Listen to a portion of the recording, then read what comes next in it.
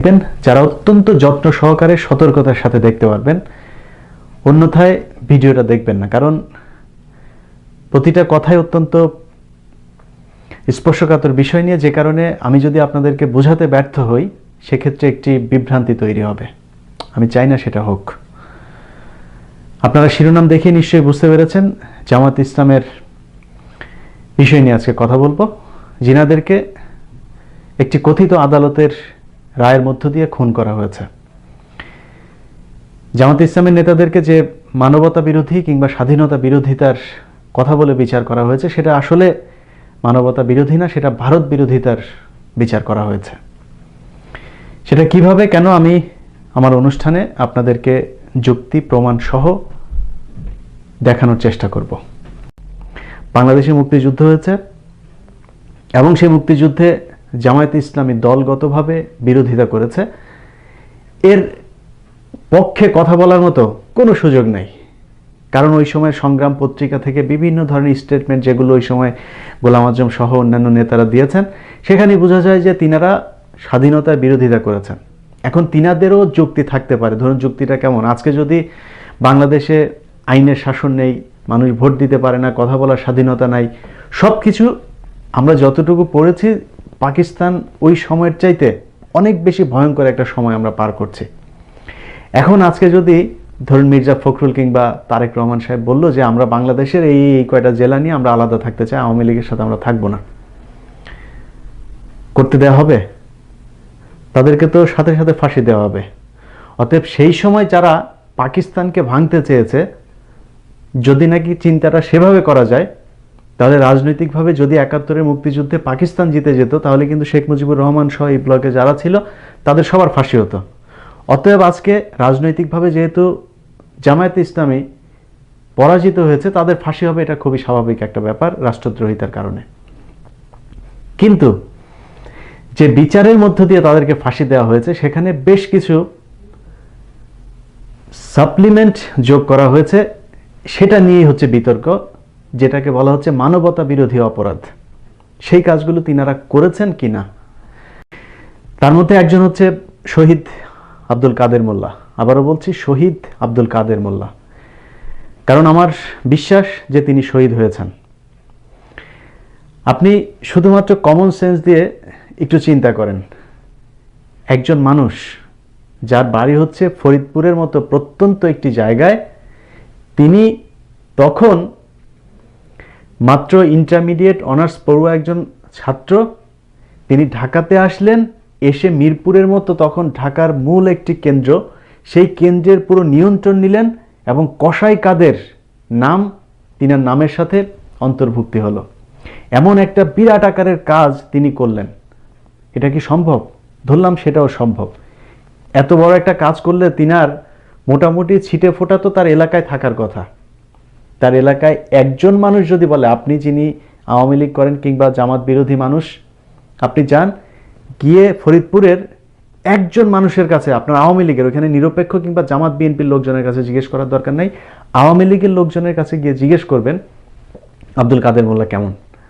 আমি কেন বলছি কথাগুলো, কারণ হচ্ছে সম্ভবত ২০১২ সালে আমি এই বিষয়টা নিয়ে একটি নিউজ করেছিলাম। সেখানে মিরপুরের যে জায়গাটার কথা বলা হচ্ছে, যে যেখানে গণহত্যা হয়েছে, তারপরে হচ্ছে যেখানে মানুষজনকে নিয়ে এসে রাখা হতো, সেরকম একটা জায়গা আছে এবং সেখানে কসাই কাদের নামে একজন মানুষও ছিল। একজন মানুষও বলতে পারে নাই যে এই কাদের মোল্লা আর হচ্ছে সেই কসাই কাদের এক ব্যক্তি। সেটা নিয়ে ২১শে টেলিভিশনে নিউজ গিয়েছিল, সেই নিউজ যাওয়ার কারণেও সেটা নিয়ে নানান ধরনের দেন দরবার হয়েছে, কিন্তু নিউজটা শেষ পর্যন্ত প্রচারিত করেছিলাম, যে কারণে আমি জানি সেই বিষয়টা নিয়ে কিছু ভেতরের খবর। আপনাদের যদি ইচ্ছা হয় আপনারাও মিরপুরে যান, আপনারা তার গ্রামের বাড়িতে যান, গিয়ে জেনে আসুন যে আসলেই এই ব্যক্তি সেই কসাই কাদের কিনা। আপনি যদি সত্য কথা শুনতে চান, তাহলে আপনার নিজের মেন্টাল স্যাটিসফ্যাকশনের জন্য এই তথ্যগুলো উদ্ধার করা প্রয়োজন। চলুন আমরা শুনি তিনার এলাকার মানুষের বক্তব্যগুলো। যে পল্লব হত্যার মামলা ওনাকে আসামি করছে, সে পল্লবের আপন ভাবি বললো যে আমরা সাক্ষী দিল যে আমরা কাদের মোল্লার নাম মামলা হওয়ার পরে শুনছি, অথচ তারই স্বাস্থ্য ভাই সাজানো নাটক করলো যে কাদের মোল্লা মারছে। কাদের মোল্লা যে মাইরে থাকে ৭৫ সাল পর্যন্ত বঙ্গবন্ধু ছিল ক্ষমতায়, তখন তো তার বিরুদ্ধে একটা জেটিয়ান্টি হয় নাই, তার বিরুদ্ধে কোথাও একটা মামলা হয় নাই। এতদিন পরে 40 বছর পরে এই লোকগুলো কি করে কাদের মোল্লাকে চিনল? শুধু অপরাধ জামাত ইসলামী করে। অনেক ভালো লাগছিল। এই ব্রিজ, কালবট, আপনার মনে করেন যে এই কারেন্ট, বিদ্যুৎ, মনে করেন কাদের মোল্লার অবদানে, মনে করেন ওই দুবডাঙ্গি পর্যন্ত সমীর মেম্বারের বাড়ি পর্যন্ত হয়েছে, ওই এলাকা পর্যন্ত। ওই এলাকা কিন্তু তোমরা আমলিক করে, তারপরে মনে করেন সে ওই পর্যন্ত দিছে, তাই না? বিদ্যুৎ, স্কুলের রাস্তাঘাটে, এই রাস্তায় ইট বিছিয়ে মনে করেন আর সারা মধ্যের চর দিছে। ইউনিয়ন পরিষদ নির্বাচনে ওনার প্রতিদ্বন্দ্বী যে ছিলেন 21 ভোট বেশি পাওয়ার কারণে দলীয়ভাবে কাদের মোল্লা সাহেবের ছোট ভাইকে ইউনিয়ন সভাপতি সাহেব দলীয়ভাবে তাকে বিজয় করার জন্য প্রস্তাব রাখছিল যে স্যার আপনি চলে যান, আমরা আপনার ভাইকে বিজয়ের ঘোষণা দেব। তখন উনি ইউনিয়ন সাহেবকে এবং ওসি সাহেবকে বলছে যে ব্যক্তি 21 ভোট বেশি পেয়েছে তাকে বিজয় ঘোষণা করেন, অসৎভাবে আমার ভাইকে বিজয় করতে হবে না। 1971 সনে আমরা যে স্কুলের মাঠে আমি কাদের মোল্লার ট্রেনিং করাইছি, আমি খালেক মির্জা আর মঞ্জু। তখন কাদের মোল্লা জানামে পিসের বাড়ি লজিং থাকতো। কোন দেখিনি কিছু, ওটা ব্যাং মারছে, মানুষ মারা দুর্ঘটনা, ব্যাং মারতে দেখিনি। কাদের মোল্লার কোনের কথা কইবে গেলে আবার এখন আর এসে ধরতে মানে না। তার মতো সরল লোক আর ভালো লোক খুব এই পৃথিবীতে কমই আছে। তাই এই জালিম সরকার একদিন এর ফল আল্লাহ তারে দিবই, এর মধ্যে কোনো সন্দেহ নাই। কাদের মোল্লা কারো ক্ষতি করেনি আজ পর্যন্ত। আমার জীবনে আমার বয়স 45-এর উপর গেছে, আর বাপেও কোনোদিন দেয়নি যে কাদের মোল্লা কোনোদিন ক্ষতির কাজ করছে। লাস্ট যেদিন দেখা করতে গেলাম সেদিন রোজা ছিলেন, দেখি একটা টুলের উপরে বসে সেই গ্রিন টি খাচ্ছেন এক মগ, খুব নির্লিপ্ত ভাবে, খুব ধীর স্থির শান্ত চিত্তে চাটা খাচ্ছেন। উনি জানতেন যে ওই দিন ওনার রায় কার্যকর হতে পারে, এরপরও ওনাকে ওই রকম প্রশান্ত চিত্তে চা খাওয়া দেখে আমি একটু অবাক হয়ে গেছিলাম। তো এটা আমার এখন ওই যে টুলের উপরে বসেছিল, এটা আমার চোখে চোখে ভাসে। তাছাড়া ওনাকে সবসময় একদম দৃঢ়চিত্তই দেখেছি, কখনো ভেঙে পড়তে দেখি নাই। তিনার একজন সাক্ষী ছিল যাদের বাসায় 71-এ এই শহীদ আব্দুল কাদের মোল্লা ছিলেন, সেখানে লজিং থাকতেন। সেই বাসার একজন মানুষ, তিনি এখনো জীবিত আছেন এবং তিনি শহীদ আব্দুল কাদের মোল্লার পক্ষে আদালতে সাক্ষী দিতে চেয়েছিলেন। এই কথা রাষ্ট্রপক্ষ জানে এবং জানার কারণে আগের রাতে ডিবি পুলিশের একটি দল সেই বাড়িতে যায় এবং সেই বাড়িতে গিয়ে সেই ব্যক্তিকে খুন করার হুমকি দেয় যদি তার পরদিন সে সেই বাসা ছেড়ে চলে না যায়। এটাই হচ্ছে এই কথিত আন্তর্জাতিক অপরাধ ট্রাইব্যুনালের বিচার। চলুন তিনার মুখে শোনা যাক বক্তব্যটা। রাত্রি 11:30 বাজে খুলে দরজা, সবাই ঘরের মধ্যে হচ্ছে, মিষ্টি ভাষায় আমার নাম ধরে গালাগালি করছে, তোমাকে থানায় যেতে হবে। আমি তো থানায় কেন যাবো? আমি কোনো অন্যায় করিনি। শেষে বললো যে ঠিক আছে, তো তুমি এখন বাড়ি চলো। আমি বললাম যে এই রাত্রে তো আমি বাসা ছাড়তে পারবো না, তো যদি না যাস কালকে সকালে চলে যাবি, সকাল 8টার মধ্যে আমরা আবার আসবো, 8টার সময় এসে যদি তোরে পাই, তোরে এবং তোর 2 ছেলেকে উঠে নিয়ে যাবো, আর কোনো দিন আকাশ দেখতে পাবি না।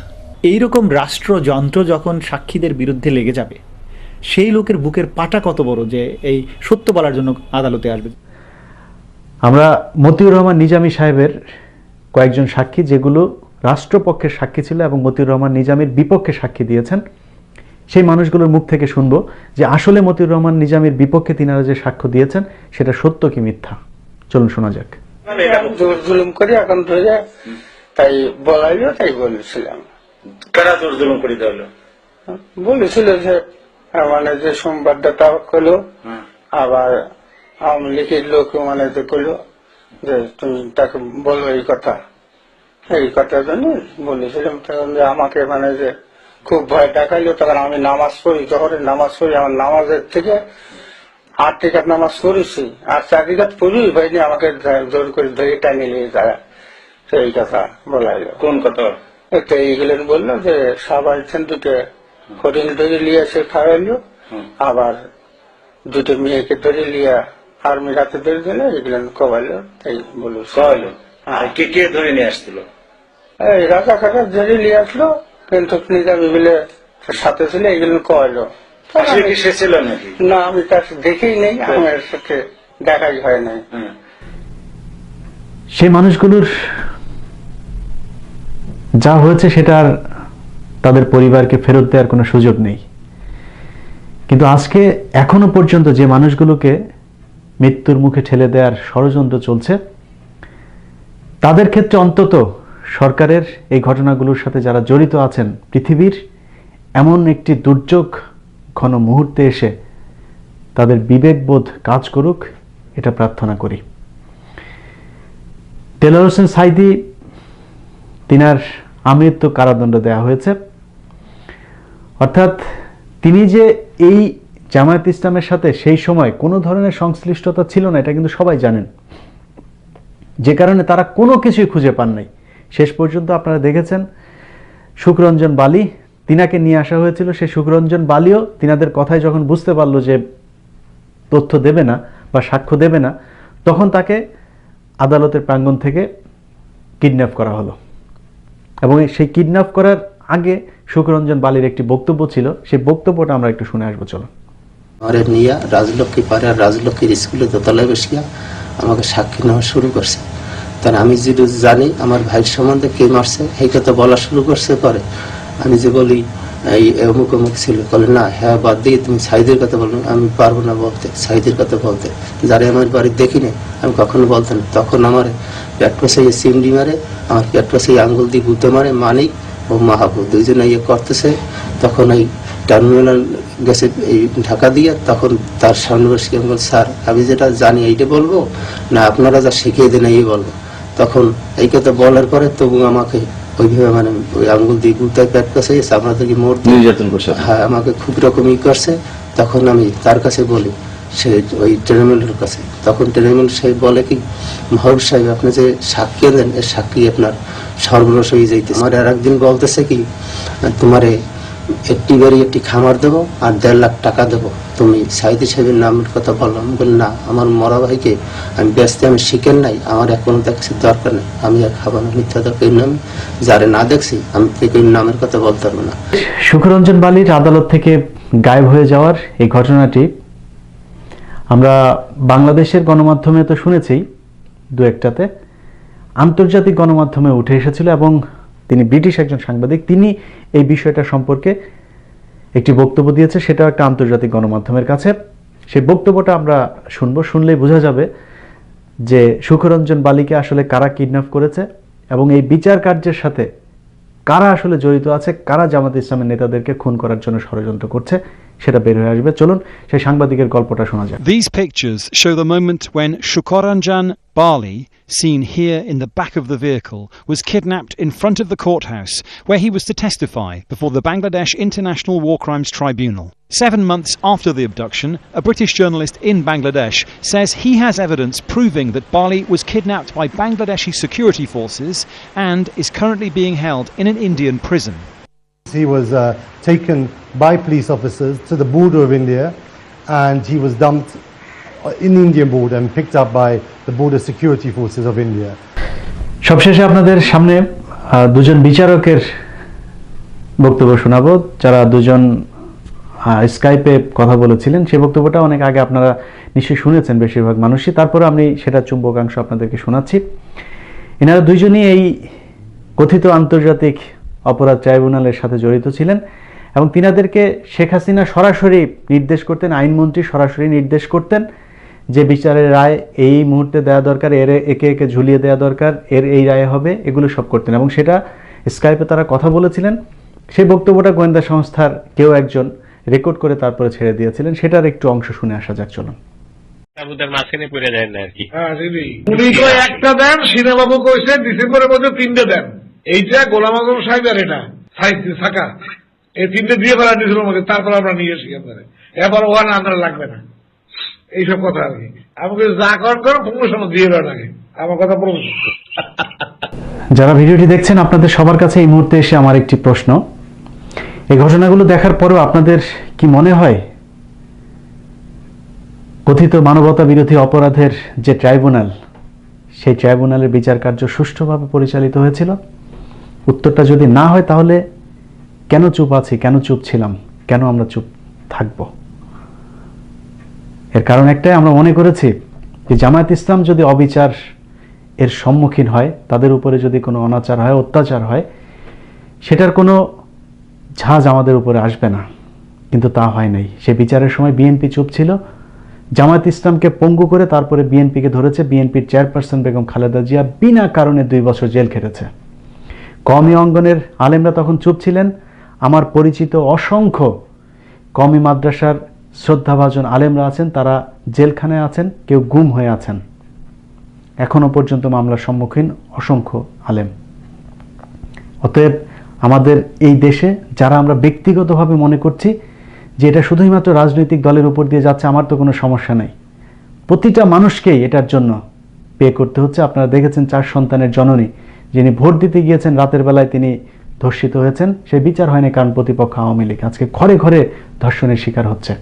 সব কিছুর ঊর্ধ্বে একটা দেশের বিচার ব্যবস্থা ঠিক থাকা। সেই বিচার ব্যবস্থা যদি না থাকে তাহলে শেখ মুজিবুর রহমানের পরিবারের নৃশংস হত্যাকাণ্ডের বিচারও হয় না, যেটা আমরা গত 21 বছর দেখেছি। অতএব আপনারা বিচার করেন, কোনো সমস্যা নেই। জামাত ইসলামের এই মুহূর্ত পর্যন্ত যদি নাকি আরও যুদ্ধাপরাধী থেকে থাকে বা সেই সময় মুক্তিযুদ্ধের বিরোধিতা করে থাকে এমন নেতাকর্মী যদি থেকে থাকে, তাদের বিচার করেন, কোনো সমস্যা নেই। কিন্তু সেই সাথে শেখ হাসিনার ব্যয়ের বিচারটাও করা প্রয়োজন। আওয়ামী লীগে যারা আরও রাজাকার আছে তাদের বিচার কার্য পরিচালনা করা প্রয়োজন। কারণ শুধুমাত্র এই 4-5 জন জামায়াত নেতাই সারা দেশে এত হত্যাকাণ্ডের সাথে জড়িত ছিল না। অতএব আমরা খুব পরিষ্কারভাবে বলতে চাই, আমরা প্রতিটা যুদ্ধ অপরাধী বলুন আর মানবতা বিরোধী অপরাধ বলুন, এর বিচার চাই। কিন্তু এমন কোনো বিচার চাই না যে বিচারের মধ্যে দেলোয়ার হোসেন সাঈদীর মতো একজন মানুষকে নিয়ে এসে তারপরে শুধুমাত্র বিরোধিতার কারণে তার শাস্তি দিয়ে আমৃত্যু কারাদণ্ড ভোগ করাবেন। আমি যদি বুঝাতে না পেরে থাকি তাহলে আমার এর চাইতে সুন্দরভাবে